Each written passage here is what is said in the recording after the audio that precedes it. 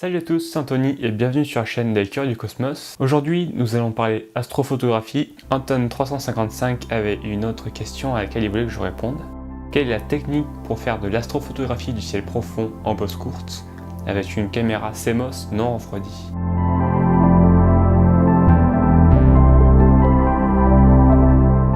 Alors c'est un poil plus technique comme question, c'est pourquoi je vais vous expliquer tout ça étape par étape afin que vous puissiez me suivre. Tout d'abord, il faut savoir qu'en astrophotographie, il y a plusieurs façons de photographier le ciel.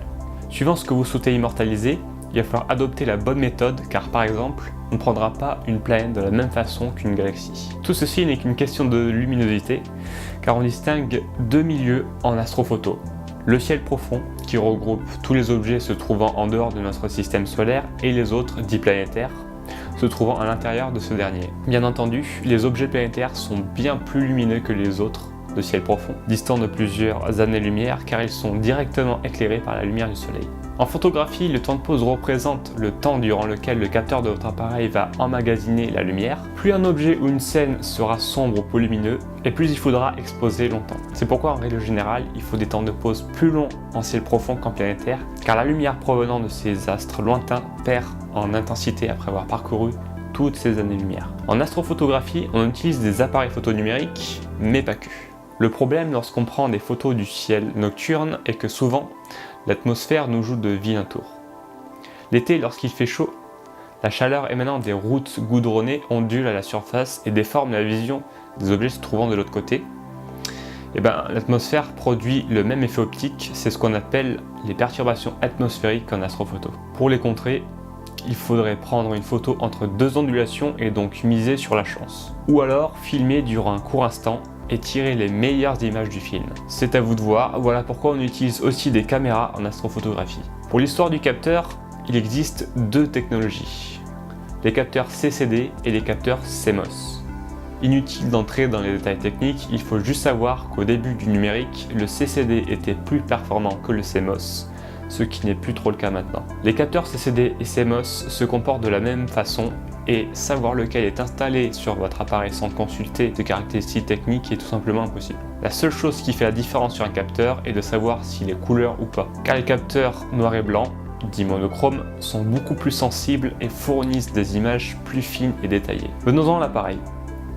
En astrophoto, vous avez le choix entre l'appareil photo numérique, la caméra CCD spécialement dédiée à l'astrophoto et la caméra vidéo astronomique, ou webcam si vous préférez. Contrairement à ce qu'on pourrait croire, la caméra CCD n'en est pas une, c'est-à-dire qu'elle ne prend pas de vidéo, mais bien des photos. C'est en fait le terme technique anglais signifiant aussi appareil photo qui fut repris. En général, les caméras CCD sont conçues pour effectuer de longues pauses. C'est comme ça que le capteur chauffe, c'est pourquoi elles sont refroidies, de la même façon que les ordinateurs par exemple. Parlons maintenant de la webcam.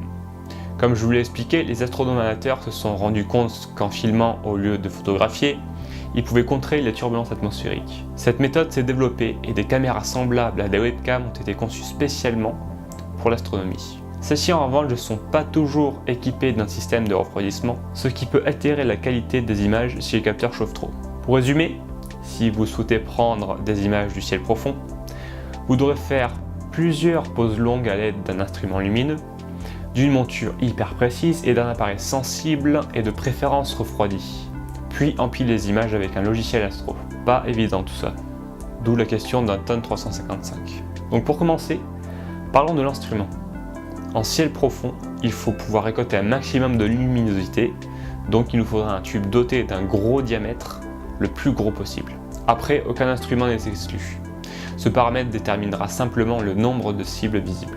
Pour la monture, c'est mieux si elle suit la cible, mais pas besoin d'une grande précision, car les pauses seront courtes. Durant l'acquisition, veillez juste à ce que la cible ne sorte pas du cadre. Ensuite, pour la prise de vue, nous allons utiliser une webcam ou une caméra astro. Nous ferons des pauses courtes, donc pas besoin de refroidir le capteur, bien que cela soit plus pratique. Si vous utilisez une caméra astronomique, c'est mieux si elle est monochrome. Vous capturez encore plus de signaux lumineux. Pour obtenir des images en couleur, il faudra user de filtres colorés. Si votre caméra est dotée d'un capteur couleur, inutile de passer l'image en noir et blanc, vous ne gagnerez pas en sensibilité. Côté informatique, il va falloir de l'espace sur votre disque dur pour enregistrer tout ça. Prévoyez bien plusieurs gigas. Je vous conseille d'utiliser les logiciels FireCapture ou SharpCap pour gérer l'acquisition de vos cibles. Ils sont plutôt simples à utiliser et prennent en charge pas mal de modèles de caméra. On arrive au plus intéressant, la technique et les réglages. Lors de l'acquisition, vous pouvez faire deux choix. Soit enregistrer chaque image du film indépendamment au format FITS ou FIT, c'est-à-dire qu'au lieu d'avoir un film, vous aurez à la place un dossier contenant toutes les images du film, ou bien enregistrer directement la vidéo au format SER, au risque de perdre l'enregistrement si votre machine plante durant le tournage. Chaque image du film que vous allez tourner aura un temps de pause. Celui-ci se règle avec le paramètre temps d'exposition dans le logiciel. Plus votre cible sera lumineuse, plus le temps d'exposition pourra être réduit. Il peut ainsi varier de 100 millisecondes à plusieurs secondes. Ensuite, ajustez le gain entre 50 et 90% afin de réduire le bruit de lecture de votre caméra. En fonction de votre appareil, ajustez l'offset ou le brightness afin de conserver certaines parties de l'image faible en luminosité. Si vous avez un capteur couleur, n'oubliez pas d'ajuster correctement la balance des couleurs afin d'avoir un ciel bien noir, sans dominante colorée. Si votre caméra vous le permet, filmez en 16 bits également. Voilà, pour la question du nombre d'images, faites-en autant que possible. Suivant l'espace sur votre disque dur, les séances d'enregistrement peuvent durer plusieurs heures. Plus vous aurez d'images, meilleur sera le résultat, surtout pour les cibles peu lumineuses. Pour terminer, je dois vous parler d'une dernière chose à faire. Les noirs ou les darks en anglais. Il s'agit de prendre une série d'images en obturant l'objectif de votre instrument. En fait, elles serviront par la suite à corriger le signal thermique présent dans les parties sombres de vos images brutes. Le logiciel de traitement soustraira automatiquement le signal des darks à celui de vos images, ce qui aura pour effet de le faire disparaître. Les darks doivent être prises à la même température et avec le même temps de pause que les images à corriger. C'est pourquoi lorsque l'appareil n'est pas refroidi, il est nécessaire d'en faire en début, en milieu et en fin de séance. FireCapture vous indique la température de votre caméra sous forme de courbe. Vous pouvez ainsi suivre son évolution durant vos prises. Voilà, nous en avons enfin terminé avec la partie technique. Pour la partie traitement, je vous conseille d'empiler vos images avec Deep Sky Stacker pour des images riches en étoiles, ou bien sinon préférez Registack ou AutoStacker pour les objets singuliers. Quant à nous, on se retrouve pour une prochaine vidéo. Pensez à vous abonner à la chaîne si vous le souhaitez, et sachez que vous pouvez aussi télécharger gratuitement mon guide Partir du bon pied en astronomie qui se trouve en bas dans la description. Pour toute autre question, je vous invite à les poser dans l'espace commentaire, donc n'oubliez pas, restez curieux. Allez, ciao!